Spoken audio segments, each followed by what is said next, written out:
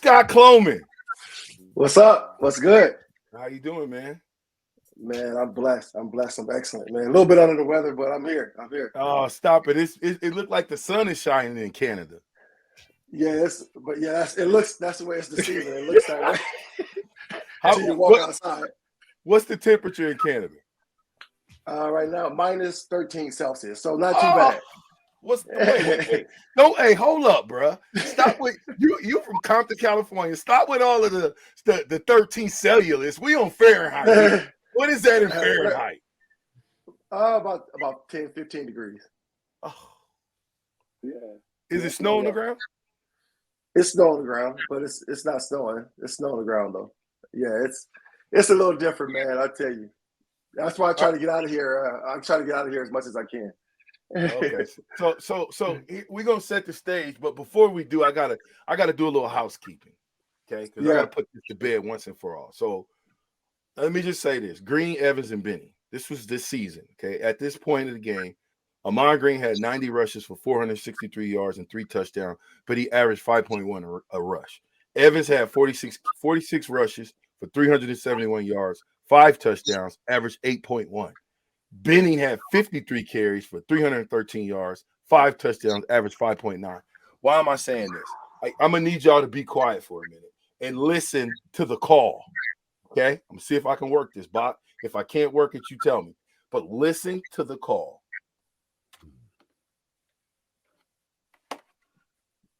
15 touchdowns, that's big time. 2 tight end formation. They'll fake to got a bunch. All alone is Vershawn Jackson. And Vershawn will get it to the 24-yard line of Kansas. Good throw from Scott Frost.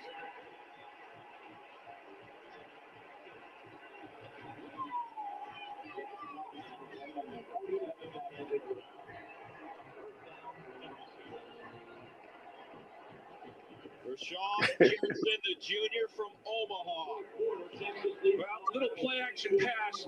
There's Jackson right there. He's the intended, or he is the target. Little play action. Look at the Kansas linebackers bite.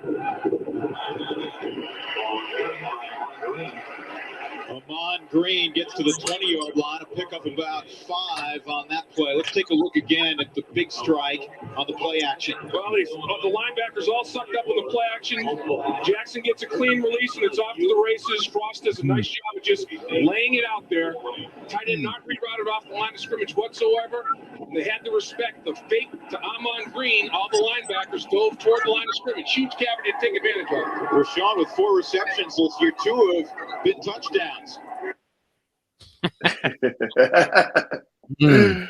Receipts. He said good pass from Scott Frost. Yeah, he said, yeah. It was a beautiful. No. It was a beautiful pass from Scott Frost. Free release. No. I had the double release. Scott, you know about the double release. First man, I hit him with that first swim move. Then when I got to the second level, linebacker bit on the run. When he noticed it, he tried to collide me. What did I hit him with? The next swim move, and I'm out to the races. Hey, who you gonna believe, Brett Musburger, or you gonna believe VJ? Oh no! I'm watching the tape.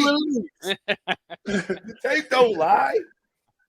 Anyway, Musburger don't lie. You know, hey, that's a legend. By the way, Scott Cloman, this is Terrell Farley. That's the black shirt. What's up, my man? That's nice to meet you. What part of Canada you in? Edmonton, Alberta. Oh, okay.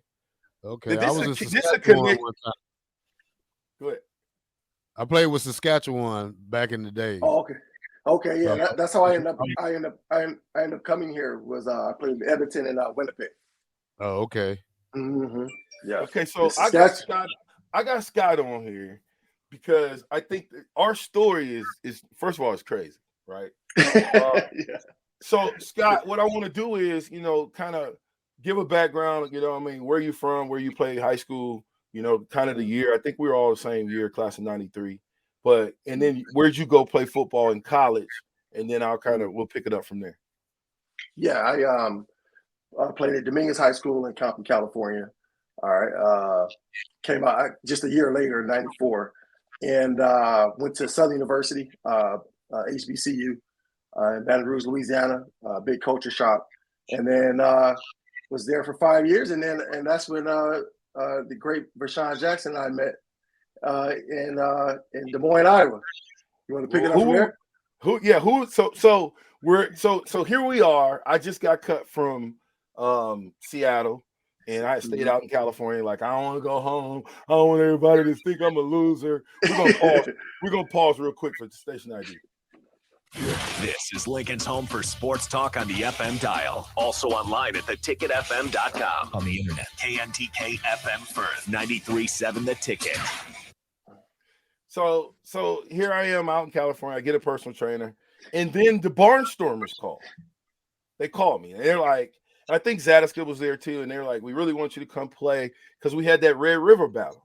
And so I'm like, I was skeptic because I was still thinking, I was hoping I was going to get a shot. Kansas City still wanted me to come there, but they wasn't sure. They didn't sign me. And so I agreed to go to the Iowa Barnstormers. You know, the great Kurt Warner had been there. I think Garcia was there at the time. Was Garcia our quarterback? Right? Yeah, Garcia, yeah. Yeah. Okay, so probably the greatest quarterback in arena history, by the way. He is. Yeah. You know, I mean, Warner was good, but Garcia was better in that arena. So anyway, I end up going and I meet Scott there. And so what happened at that point, Scott? So we're in Des Moines, Iowa. We're sleeping in Army barracks. Is where we were staying during training camp. And I get to training camp, and this is when I realized that this is for real. It's 64 people for 24 spots. And so we, fast forward, we going through training camp. First preseason game, Vershawn, he plays lights out. And I ended up playing lights out as well. Had like 7 catches, 120 yards, and a couple touchdowns in the second half. Yeah, it probably did in like 1 quarter. So then from there, once Vershawn saw that, I obviously saw that I could play, and we all knew what he could do. He got another shot to go to Kansas City, and he signs with the Chiefs. But wait. Okay, so here we are. We come back now. Before they had the game at the Civic Auditorium, so before the game, before I signed, and I'm not tooting my own horn, but I am. So before I signed, I think it was like 3,000 tickets sold. After I signed, it about sold out. And then we go, and on the last play of the game, well, close to the last play, the ball is tipped. We're on our 1 yard line. I'm playing defensive end and tight end. Pop the ball up. I get the ball, run it in for the game-winning score. Game over. I'm a hero. I get the Iron Man of the Game award, all that stuff, right? So Kansas City's calling. They're calling. And I remember we had another game. We had another game, and I was skeptical of playing in that game, that preseason game, right? Remember? And so I ended up playing in that game, but then the season was getting ready to start. So I asked for some more money. I wanted signing bonuses, all kind of stuff. I remember that. They gave me everything I asked for. They gave me everything. And then the first game, it was an away game. And I remember my agent calling me, and he's saying, Kansas City want to sign you. Kansas City want to sign you. Be patient. So I'm like, I ain't going to the game. And so I did not go to that first game, right? Yeah. Kansas City calls me while they're at the game. Like, or whatever. I don't know if it was Friday, Saturday, whenever we played. By the time y'all got back, where was I? He was gone. Out of there. First day smoking. He was out of there. And now, let me say this. Kansas City gave me a free agent workout, okay? Now, they didn't call me and say, we're going to sign you. They said, we want you to come to minicamp. We're going to see what you can do, and then we'll make a decision on whether we want to sign you or not. I went there on Friday. I ended up getting signed on Saturday. We had another practice on Sunday. I balled out all the way into the last play on Sunday. Remember, they signed me. And I remember Gunther saying, so I dropped the ball. The last play. I done balled out, and I had a Nebraska moment. Dropped the ball. So Gunther calls it up, and he calls me to the front, in front of everybody. Everybody's there. You know what I'm saying? Andre Rison, all the stars. And he says, Derek Thomas, and he says, He says, "You know what NFL stand for?" And I was like, "Yeah, National Football League." He say, "No, not for long if you drop a ball like that again." You know, and that's when I knew, okay, this is real. Andre Rison comes up to me right after that, and they still calling me a rookie.